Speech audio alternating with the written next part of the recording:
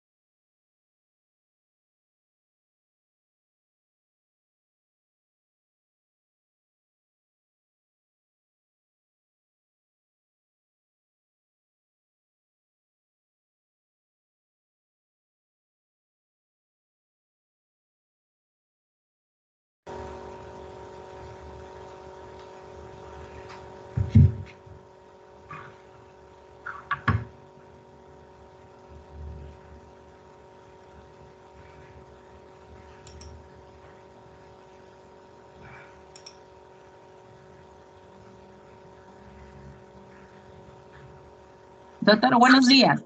Buenos días, ¿cómo están? Bien, doctor. Perfecto. Cuando ustedes indiquen, iniciamos.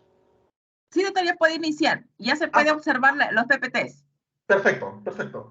Bien, buenos días con todos y todas. Espero que estén muy bien. Vamos a comenzar hoy día con el módulo 2, que está relacionado ya con la teoría del delito, el concepto del delito. Son varios temas, vamos a intentar cubrirlos todos. Espero que el tiempo nos permita desarrollarlos. En todo caso, vamos a ir calculando la hora para poder acabarlo en el plazo previsto. ¿Ok? Entonces, comencemos con lo principal, con lo más importante, que es la acción y la omisión como presupuesto del delito. Como todos sabemos, hoy en día,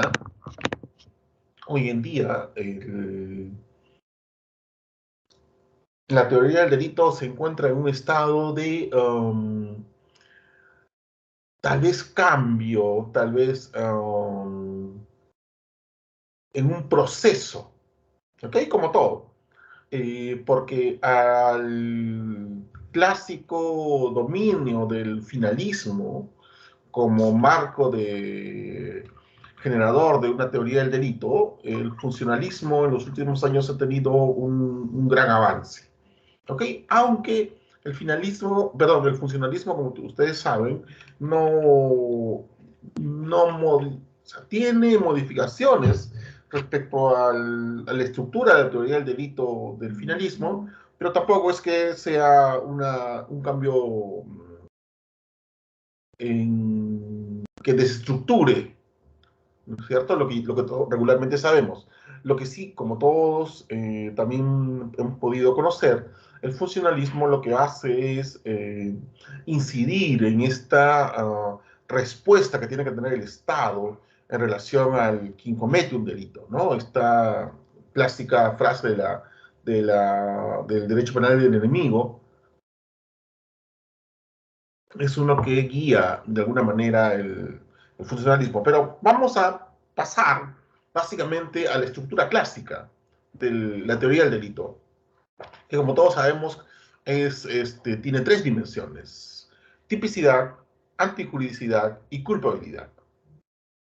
Y vamos a hacer algunas precisiones, tanto en consideración a los actos de acción y omisión, como también las figuras culposas. Así que vamos a hacer algunas precisiones con respecto a cómo vayamos avanzando. Ahora bien, ahora bien,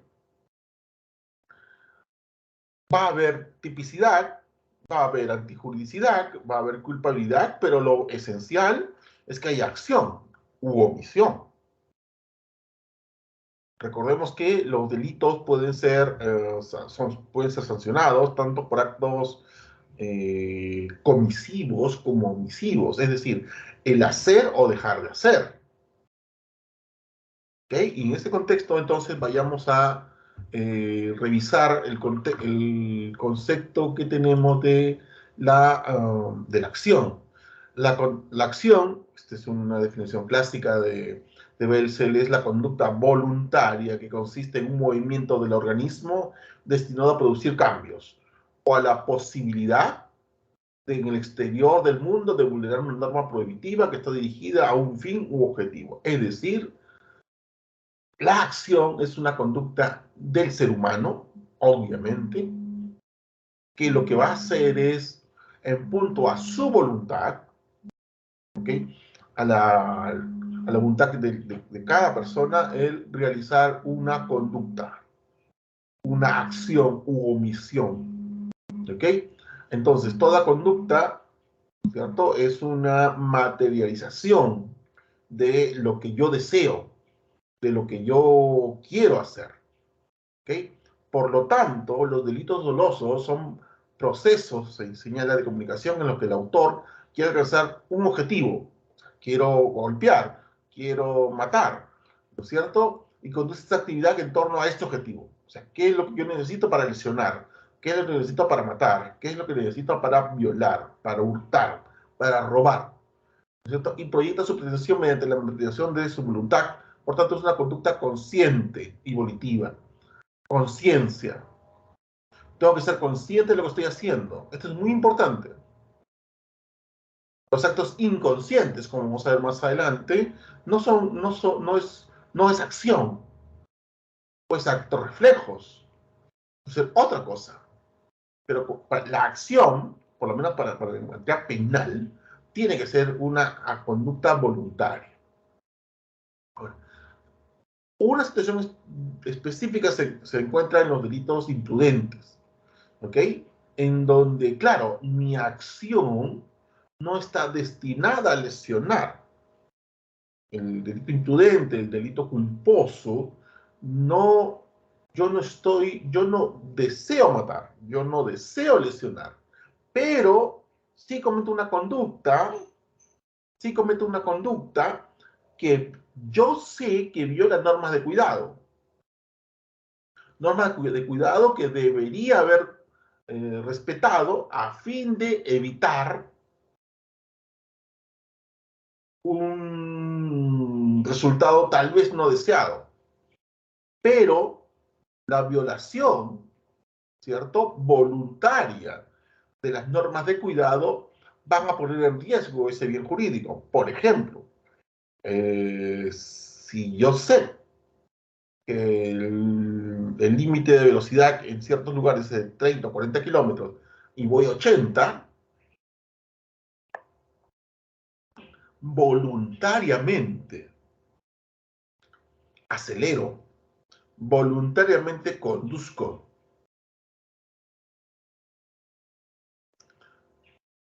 Y por lo tanto, entiendo que la realización de esa conducta que viola normas de cuidado pone en riesgo la vida o integridad de las personas. Yo sé que si en un centro comercial, en los alrededores de un centro comercial, conduzco a 80 kilómetros por hora, sé que estoy violando las reglas de tránsito y sé que eso pone en riesgo otros bienes jurídicos. ¿Ok? Lo mismo en el manejo de un arma.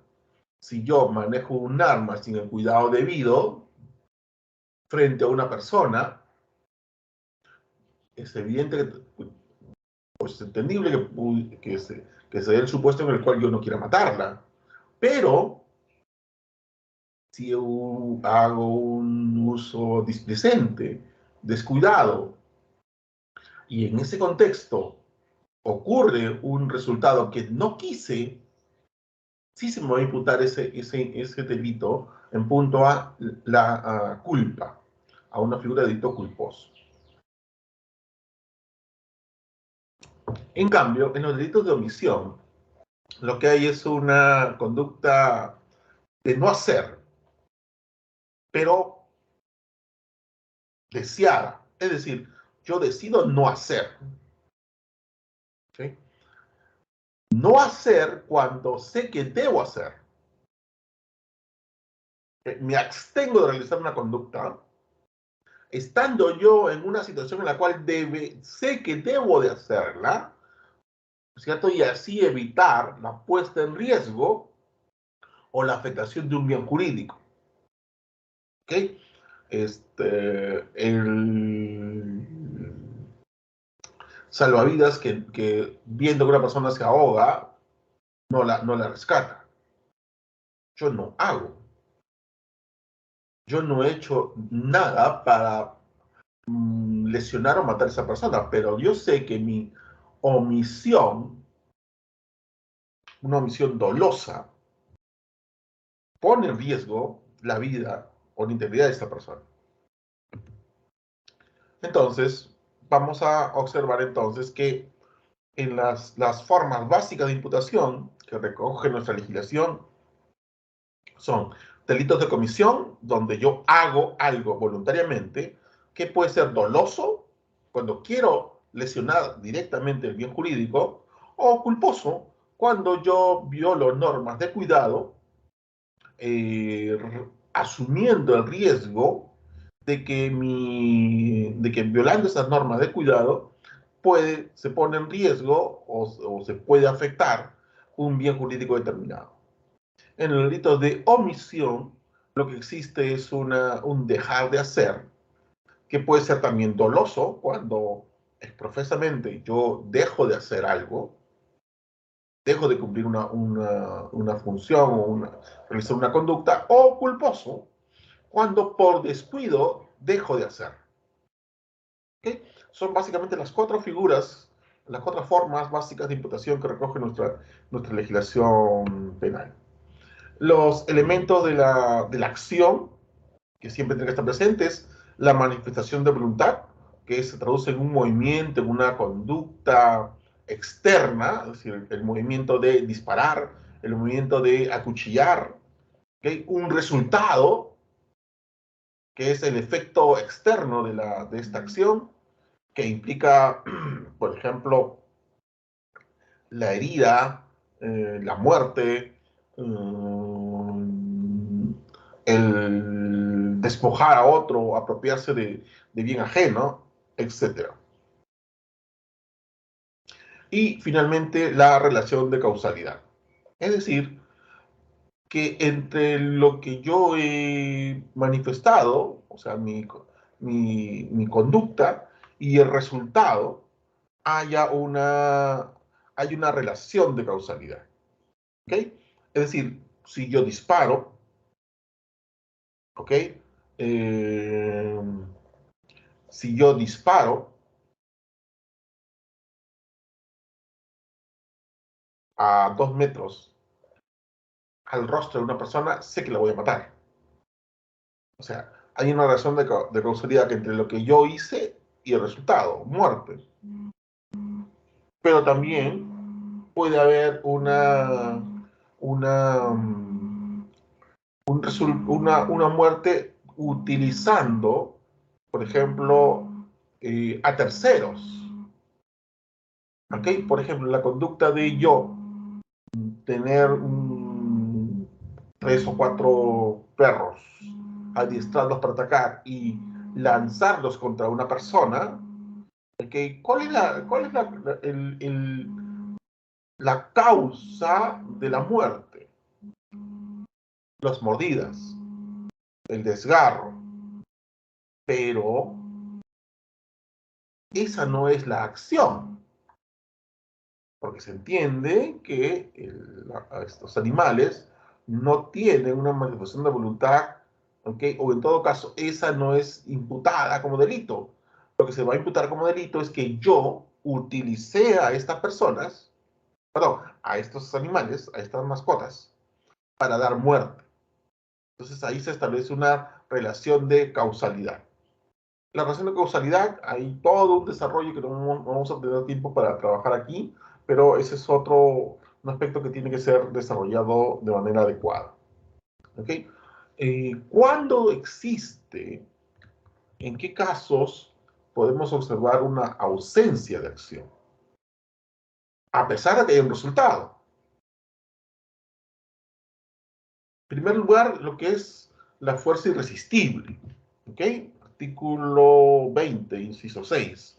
Se excluye de responsabilidad que el que obra por una fuerza física irresistible. Esta pues, fuerza física irresistible puede provenir de la naturaleza o de un tercero, lo que ocasiona que el agente activo actúe sin capacidad para controlar el movimiento motriz de su cuerpo. En este caso, lo importante es que se produce que una persona actúa sin capacidad de control. Esta fuerza física irresistible debe ser absoluta, es decir, el sujeto no debe tener la posibilidad de actuar de otra forma. Por ejemplo, yo estoy sosteniendo a una persona, ¿ok? Estamos sosteniéndola o agarrándola cerca al borde de un precipicio, observando el paisaje. Y de pronto, una tercera persona sufre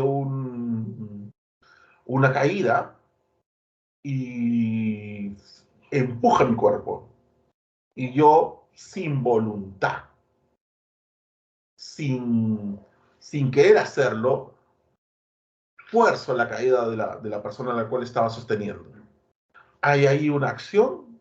No, hay una fuerza física irresistible. O también eso es una conducta, a partir de una conducta de un tercero, pero también pudiera ser que fuese una fuerza física irresistible producto de la naturaleza. Es decir, por ejemplo, yo estoy, ¿cierto? Sosteniendo a una persona y de pronto recibo una descarga eléctrica, ¿ok? Y suelto a la persona a la cual estoy sosteniendo. ¿Hay ahí una conducta? ¿Hay una acción? No, hay una fuerza física irresistible que permite, ¿no es cierto? Que hace que mi cuerpo deje de tener voluntad y pase a ser un objeto mediante el cual se realiza el hecho. Ahora bien, hay que tener cuidado aquí, porque si yo, sabiendo que existe una fuerza irresistible, voluntariamente me pongo a merced de esa fuerza irresistible para que mi cuerpo ejerza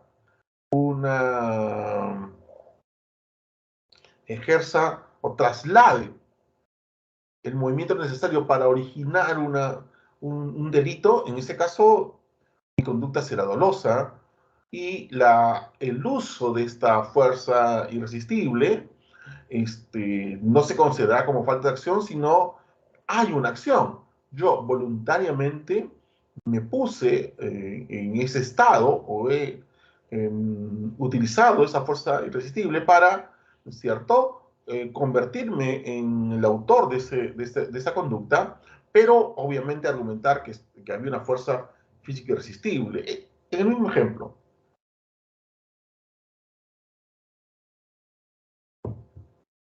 si yo observo que hay una fuerza irresistible, de naturaleza o humana, en la cual yo pueda ponerme en su camino, y fruto de eso yo puedo utilizar mi cuerpo para afectar a otra persona, ¿hay conducta o no hay conducta? Sí hay conducta, porque yo voluntariamente exterioricé una acción que es ponerme en el camino de esa fuerza irresistible, para que mi cuerpo fuera usado. Pero sí hay una voluntad hay una conducta, ¿ok? Ahí hay que tener cuidado, ¿no es cierto? Y hay que analizar muy bien claramente la situación. Movimientos reflejos, ¿ok? Movimientos que no están controlados por la voluntad. En ciertas situaciones, el cuerpo de la persona reacciona al estímulo del exterior que recae sobre esta sin injerencia de la voluntad de aquel, puesto que es recibido por los centros sensores del cuerpo, lo que ocasiona que sean exteriorizados por los centros motores del cuerpo sin transitar por los centros volitivos. ¿Ok? Eh, Aquí, nuevamente, el tema de la conducta eléctrica, ¿no es cierto?, la conducción eléctrica, en donde yo, al recibir una descarga eléctrica, tengo un acto reflejo. Eh, no sé si a ustedes les ha pasado, pero en ocasiones uno está durmiendo, ¿ok? Y el cuerpo tiene movimiento, o sea, esos saltos bruscos que uno puede tener cuando está durmiendo, fruto de un sueño que está recibiendo o de una percepción que tiene, pero esos movimientos son reflejos, es decir, no son voluntarios. Si con ocasión de algún movimiento reflejo o acto involuntario existe una lesión, evidentemente estaremos no ante una acción, porque no hay la voluntad de realizarlo. Simplemente el cuerpo tiene una reacción refleja frente a este tipo de situaciones. Estado de inconsciencia, obviamente excluye la acción, porque al no tener conciencia de mi conducta, los actos que realice no pueden ser voluntarios. ¿Ok? Total ausencia de las funciones mentales, por lo que se configura una ausencia plena de acción. Por supuesto que pueden considerar el momento de postular este estado son el sueño, el hipnotismo, la epilepsia, la ebriedad alcohólica absoluta, los sueños profundos producidos por narcóticos, etc. Aquí también hay que tener cuidado porque, por ejemplo, si yo voluntariamente me pongo en estado de ebriedad alcohólica absoluta, o sea, bebo hasta no poder más, y sé que eso va a originar entonces, por ejemplo, que yo deje de hacer algo, y ese dejar de hacer algo origine una afectación, un bien jurídico, entonces yo estoy cometiendo un delito. Porque estoy voluntariamente introduciéndome en un estado de inconsciencia para, a partir de ello, justificar una conducta omisiva. Por ejemplo, hay que analizar, por lo tanto, cada situación en específico, porque el estado de inconsciencia sí es autoimpuesto y hay un plan en el intercriminis que determina que eso es necesario para que yo pueda realizar la conducta o omitir la conducta, mejor dicho, en este caso. Esto también constituye una acción. ¿Por qué? Porque ha habido una libre decisión de realizar una conducta, ponerme en estado de ebriedad, por ejemplo. ¿Okay? Si bien en principio el estado de ebriedad podría implicar una ausencia de un estado de inconsciencia y por lo tanto una ausencia de acción, hay que considerar cuando la persona profesamente se pone en esa situación. La omisión, como ya hemos señalado, es un delito que consiste en abstenerse de una actuación que constituye un deber legal. Por ejemplo, asistencia a un menor incapacitado o a quien se encuentre en peligro manifiesto y grave. Porque si yo lo hago y sé que tengo esa obligación, y voluntariamente dejo de hacer, evidentemente estoy cometiendo una acción, estoy realizando una conducta.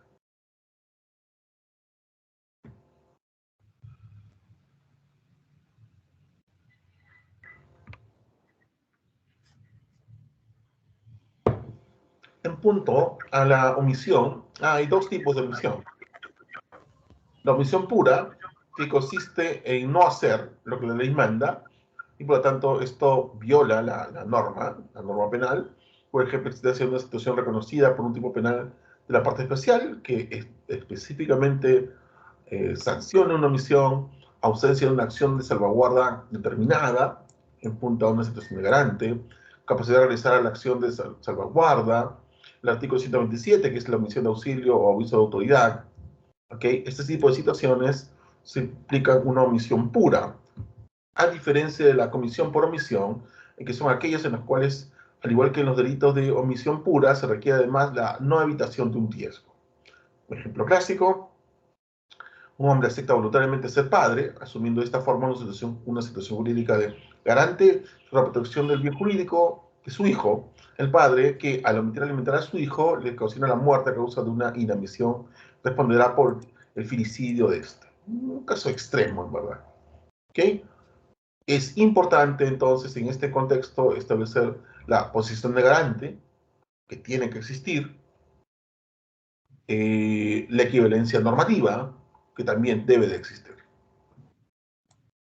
Bien, pasando este punto de la acción, omisión,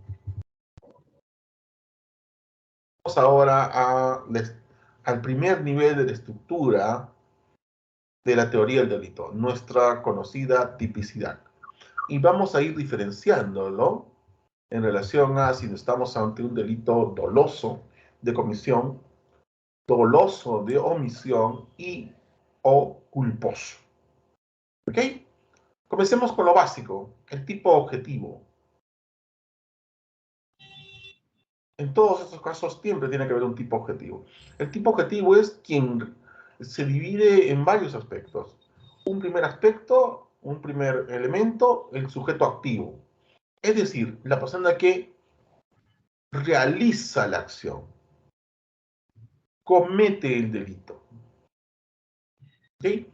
Regularmente, como todos sabemos, esto está plasmado en la norma penal como el que, aquel, quien, ¿okay? Que son las formas clásicas en las que la norma penal regula la existencia del sujeto activo. El que mata, aquel que lesiona, quien viola, etc. Hay situaciones, como todos recordamos, en donde el sujeto activo requiere ciertas características o calificaciones personales. Por ejemplo, en los delitos contra la administración pública, en muchos de ellos se requiere que sea funcionario servidor público para cometer el ilícito. La norma lo dice expresamente. El funcionario servidor público que realice tal conducta cometerá o será sancionado con pena de, y esto constituye delito de. ¿Ok? Entonces, los delitos comunes son aquellos en donde el sujeto activo puede ser cualquier persona. No se requiere una calidad con una calificación especial. En cambio, en los delitos especiales, la norma regularmente va a establecer, o debe establecer, mejor dicho, un sujeto específico, funcionario o servidor público. Él, para cometer un feminicidio, se requiere que haya una relación, que haya una especial relación entre la persona que comete el delito y la víctima. ¿Ok? Aunque ahí no tenía, podría ser cualquier persona, pero tendría que haber un nexo igual. ¿Ok? Entonces, sujeto activo, quien comete la acción, quien realiza la acción.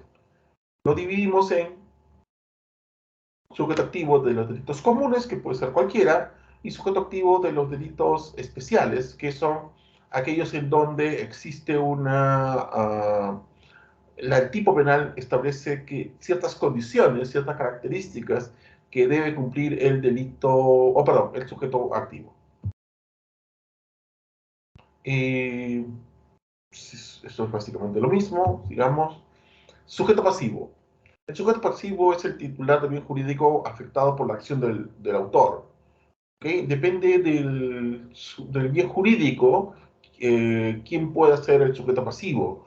Puede ser una persona natural, ¿okay? Pero también puede ser una persona jurídica.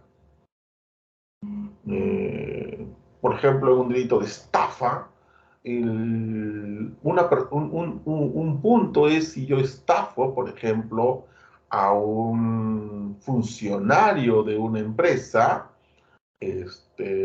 y por lo tanto me apropio mediante esta estafa del parte del patrimonio, ¿no es cierto?, del dinero de la empresa o de una entidad financiera, etcétera. Pero cosa distinta es que, perdón, se debe precisar en ese caso que el funcionario no es el afectado. Él no es el sujeto pasivo. El sujeto pasivo es la entidad, la persona jurídica, la empresa, la constructora, la tienda, el almacén, etcétera, que fue afectado o que va a ser afectado patrimonialmente. Lo mismo podría decirse, por ejemplo, en el caso del Estado. Cuando yo cometo, o cuando alguien comete, mejor dicho, un delito contra la administración pública, el afectado es justamente la administración pública, el Estado, o en otros casos, la sociedad, ¿no? En algunos casos se indica que la persona, perdón, el sujeto pasivo es toda la sociedad. Por ejemplo, en el delito de tráfico ilícito de drogas, en donde el bien jurídico es la salud pública y la afectación a la salud pública afecta a toda la sociedad. En tercer lugar, aparte del sujeto activo, el sujeto pasivo, vamos a centrarnos en la causalidad, es decir, en la imputación objetiva. Existencia entonces de una relación de causalidad entre la acción y el resultado, ¿ok? Y lo que regularmente se entiende aquí que es suficiente la teoría de equivalencia de condiciones. El resultado, por lo tanto, es la expresión de un riesgo jurídicamente desaprobado implícito en la acción, ¿ok? Nuevamente, aquí en punto a la imputación objetiva se podría trabajar toda una clase, pero no solamente en este caso lo mencionaremos.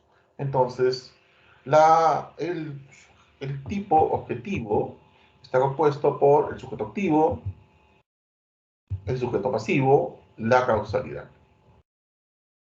Otro aspecto está relacionado con la tipicidad. Perdón, con el tipo subjetivo. El tipo subjetivo está constituido por el aspecto interno del sujeto que tiene que establecerse en el sujeto pasivo, perdón, activo. ¿Okay? Es decir, no se puede, como bien dice el profesor García Gavero, no se puede atribuir responsabilidad penal a una persona sin que exista una imputación subjetiva. Una imputación subjetiva implica la existencia de dolo o culpa, dependiendo de las circunstancias. El dolo, entonces, puede presentarse, ¿ok? O debe presentarse. En ocasiones, en ciertos tipos penales, aparte del dolo, se establece o se observa la presencia de otros elementos subjetivos distintos al dolo. Y finalmente vamos a trabajar el tema del error de tipo. ¿Ok? Sigamos entonces. Dolo. En términos resumidos, conocimiento y voluntad. ¿Okay? Del sujeto a realizar el hecho tipificado objetivamente en la figura delictiva. Eh, conocimiento, yo debo saber, ¿ok? Que apuntando un arma ¿cierto? Y si la disparo, esto va a originar la muerte o la lesión. Y voluntad, que es que conociendo estas circunstancias, yo voluntariamente realizo la conducta que va a originar la afectación del bien jurídico. ¿Qué sucede si yo no tengo ese conocimiento? Pudiera ser que una persona no tenga el conocimiento de que disparar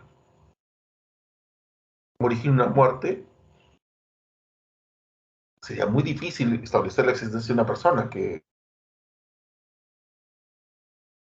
si por ejemplo tuviéramos una persona que perteneciera a un pueblo aislado, a un pueblo indígena aislado, que nunca ha tenido conocimiento de un arma de fuego, y por circunstancias determinadas se le pone, o tiene en sus manos un artefacto, un arma de fuego, y realiza la maniobra, esta persona ha deseado matar,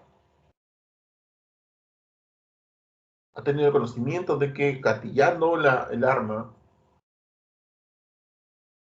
y apuntando a otra persona va a originar su muerte. No.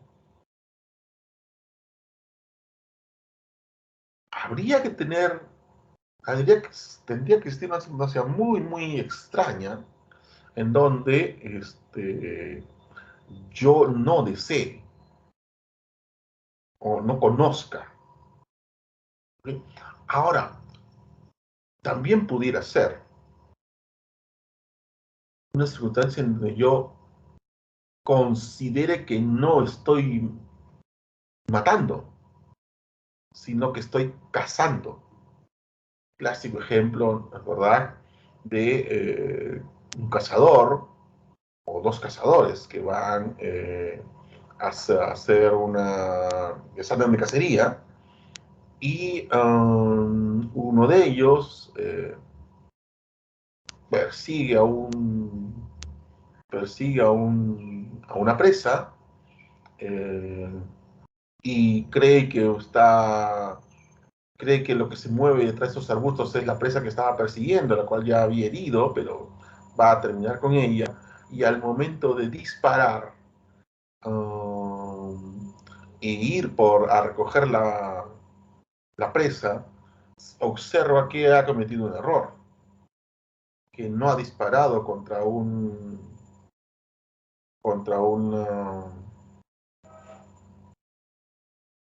que no ha disparado contra una presa, sino que lo que ha hecho es matar a una persona que circunstancialmente pasaba por ahí. ¿Ha habido un conocimiento y una voluntad de matar a esa persona? No. No ha habido ni el conocimiento ni la voluntad de que estaba disparando contra esa persona. Ese es su supuesto error de tipo, que vamos a ver más adelante, en donde el dolo no se presenta de la manera por lo menos que estamos presentando. ¿Okay? Entonces, conocimiento y voluntad, elementos o integrantes básicos del dolo, conocimiento y voluntad. El dolo implica este primer elemento cognitivo, intelectual, ¿no es cierto? Se indica la voluntad no existe si no está presente el conocimiento de los hechos, lo que indicaba el profesor Villavicencio. ¿Ok? Entonces, yo tengo que tener conocimiento de la relación de todos los elementos estructurales de la imputación objetiva. Se supone, ¿cierto?, que conocimiento de los aspectos descriptivos, normativos, elementos de la autoría, causalidad y resultado publicables en el tipo penal. Para ser más específico, para actuar dolosamente, el sujeto de la acción debe saber qué es lo que hace y conocer los elementos que caracterizan su acción como típica. Asimismo, no basta tener el mero conocimiento de los elementos objetivos del tipo, es necesario además querer realizarlos.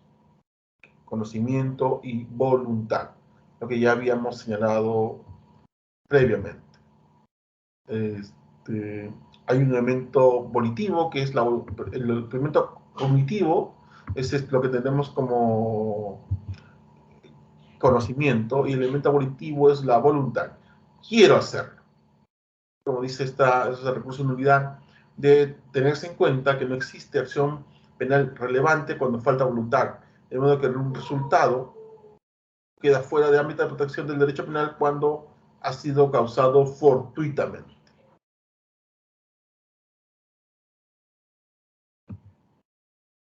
¿Okay?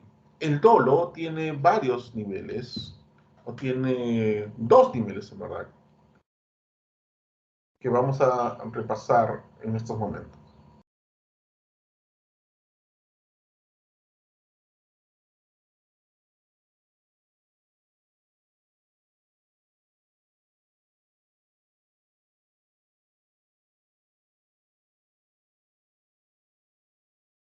¿Ok?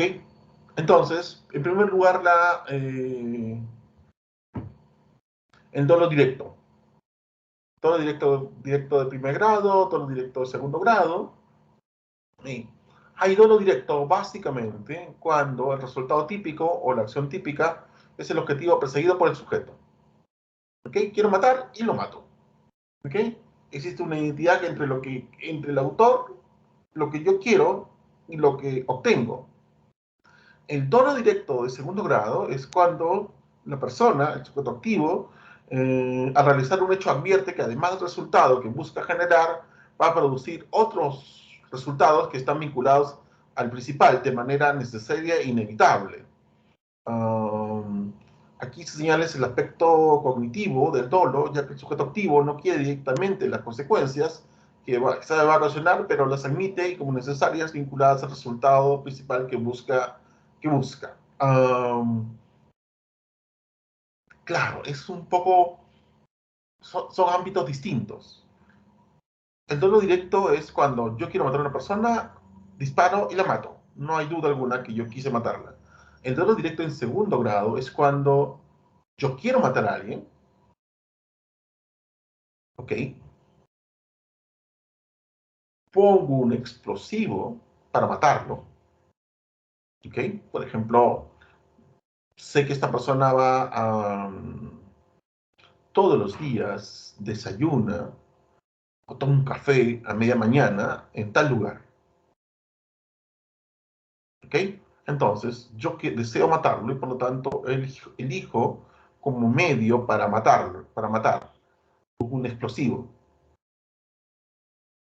Antes que esta persona llegue al lugar, me acerco al local y sin que se den cuenta, ubico un artefacto explosivo en la mesa que esta persona regularmente utiliza. Y solamente espero, luego de retirarme del local, espero que la persona llegue, se siente y pida su café habitual en la mesa que siempre le agrada, ¿ok? Y de la cual a lo mejor tiene una vista que le gusta y que le gusta observar todos los días. Bueno, en ese sentido, o en ese contexto, perdón, eh, activo el explosivo. Activo el explosivo. Mi objetivo, ¿cuál es? Matar al sujeto.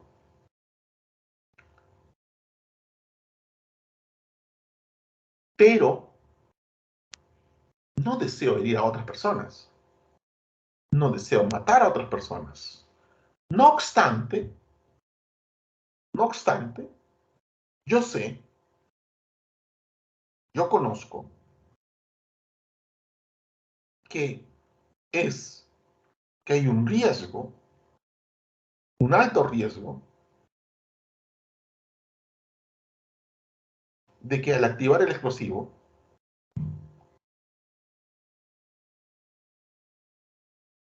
pueda herir o pueda matar a otras personas. Es casi inevitable que alguien más sea lesionado, producto producto de la explosión. ¿Cómo se me imputa eso?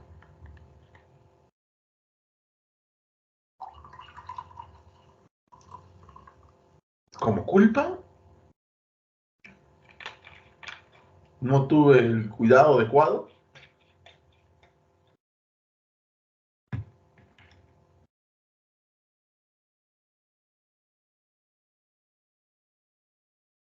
No. Ahí lo que la persona realiza es que tiene un objetivo central, pero acepta que como parte necesaria, como resultado necesario, colateral al objetivo central o principal, yo debo de matar al resto. No hay forma. No sé si ustedes recuerdan, por ejemplo, um, quienes han visto hace algunos años una miniserie o novela, no recuerdo bien, llamada El Patrón del Mal. Pero esta conducta también está desarrollada, si no me equivoco, en la temporada 1 de Narcos. El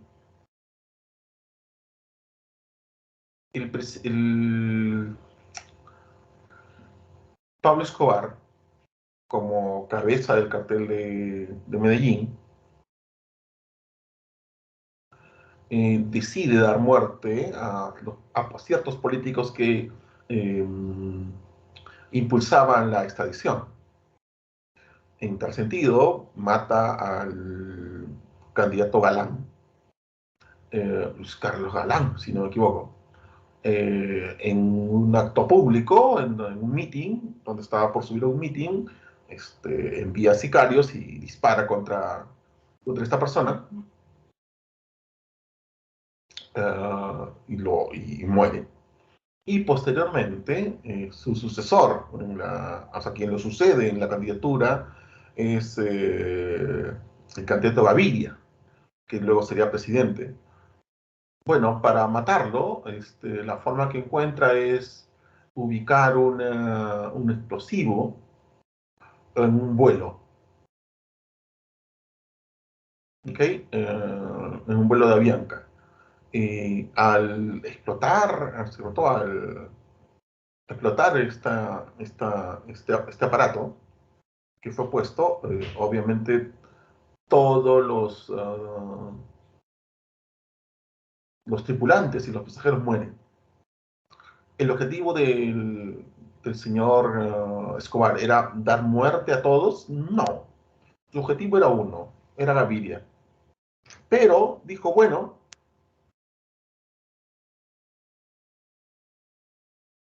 es inevitable, es necesario que mueran el resto para yo obtener este resultado, lo que yo deseo. O sea, lo aceptó.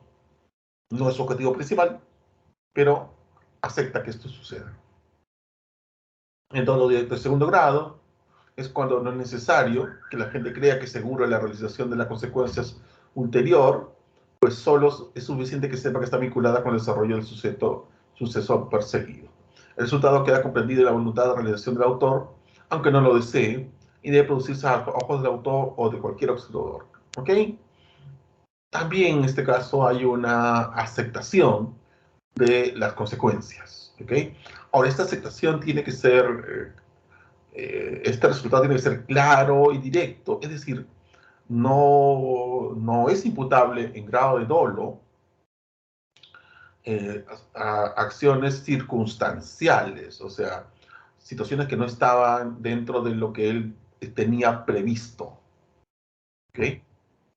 Dolo eventual es cuando el autor sabe que posiblemente o eventualmente se producirá un resultado típico y pese a ello no deja de actuar. ¿Ok? Eh, es claro que hay una difícil delimitación conceptual, ¿ok? Porque esto se puede conjugar con lo que se conoce como culpa o imprudencia consciente, ¿ok? El límite es muy, muy difícil de encontrar. Más allá de la teoría de voluntad, la teoría de la probabilidad, ¿ok? Es necesario entender esta diferencia. Eh, el caso más recordado de utilización de esta figura, donde se debatió el uso de esta figura con, con mucha fuerza, este, en la legislación nacional es el caso del incendio en la discoteca Utopía, que no sé si ustedes recuerden, pero hace algunos años esta discoteca que estaba en el Jockey Plaza um, sufrió un incendio fruto de que había uno de los espectáculos que mostraba o que permitía esta discoteca era el actos de pirotecnia. Más que de pirotecnia, de uso de fuego en la barra, en un sector de la barra, del bar, ¿no? Siendo una parte del espectáculo. Bueno, parece que esto se salió de control y hubo un incendio que consumió la discoteca y originó varios muertos. Varias personas murieron en este momento. Ahora bien, ¿eso qué fue?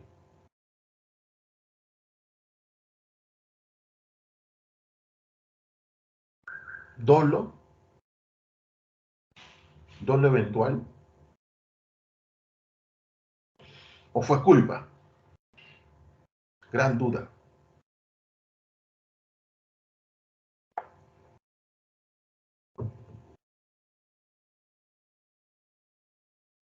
La defensa planteó la figura de la culpa. ¿Ok? Hubo un descuido.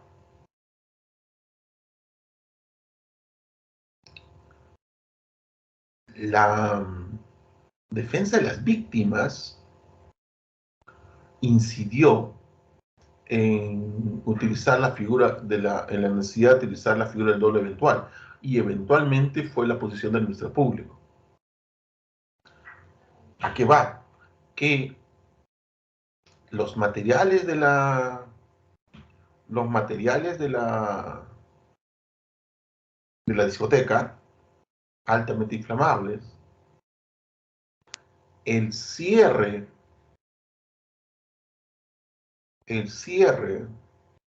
de las puertas de emergencia que hubieran permitido la salida de estas personas, el cierre voluntario de estas puertas,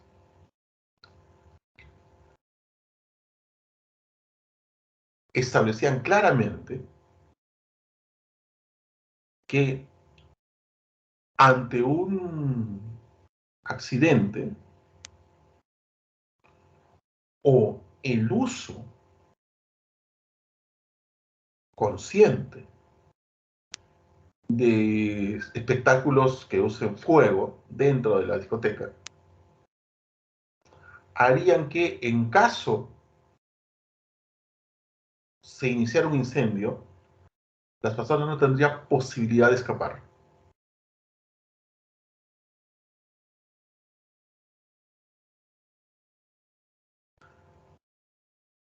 ¿esta decisión es culpa o es dolo?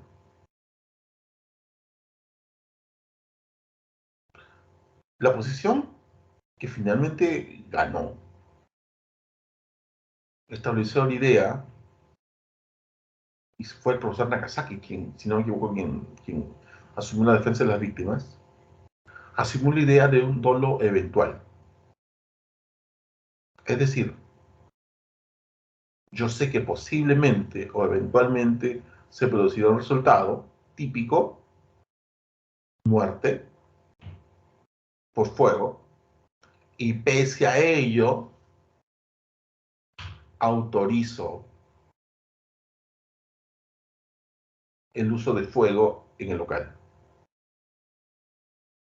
conociendo, conociendo que he instalado en este local un conjunto de productos, o sea, el material altamente inflamable, y que las puertas o las salidas de emergencia estaban bloqueadas. Sabiendo esto, yo uso fuego, o permito el uso del fuego. Lo promociono como parte del espectáculo. En este caso, se desarrolló la hipótesis del dolo eventual.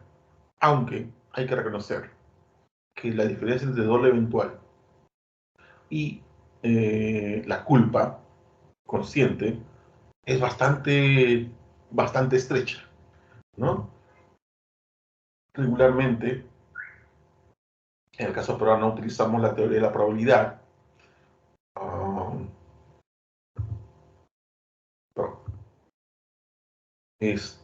o también denominada teoría de la representación, que considera que lo determinante para establecer si estamos ante el dolo eventual o culpa consciente